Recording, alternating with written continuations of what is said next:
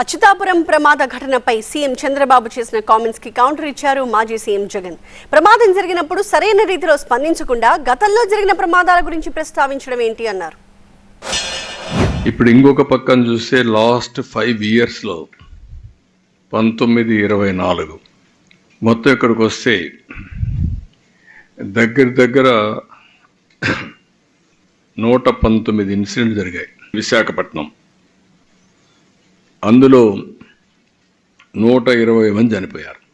1920లో 4 జరిగాయి, 21లో దగ్గర 3 జరిగాయి, 22లో 4 జరిగాయి, 23లో మళ్ళీ 22లో 20, 4, 21, 3, 22, 4, 23, 5. ఇప్పుడు వచ్చే కొందికి అచ్యుతాపురం ఒకటి, ఇంత మునిపే ఏప్రిల్లో మళ్ళా ఒక ఇన్సిడెంట్ జరిగింది. జగన్ హయాంలో జరిగే ఘటనలు అని చెప్పి చెప్తాడు కానీ నేరాన్ని ఇక్కడ నుంచి డైవర్ట్ చేసే కార్యక్రమం చేస్తాడు. కానీ ఆశ్చర్యం ఏమిటంటే చంద్రబాబు నాయుడు ఇంతకుముందు 2014 నుంచి 19 ఆయన ముఖ్యమంత్రిగా ఉన్నప్పుడు ఆయన హయాంలో జరగలేదా? ఈ ఘటనలు ఇటువంటివన్నీ ఎవరి హయాంలో అయినా కూడా జరుగుతాయి.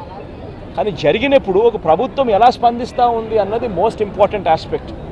ఒక ప్రభుత్వం అన్నది స్పందించేటప్పుడు ఎంపతి చూపించాలి, అంటే సానుభూతి చూపించాలి ప్రజల పట్ల, బాధితుల పట్ల. రెండోది ప్రభుత్వం చేయాల్సింది ఏమిటి అని అంటే రెస్పాన్సిబిలిటీ తీసుకోవాలి.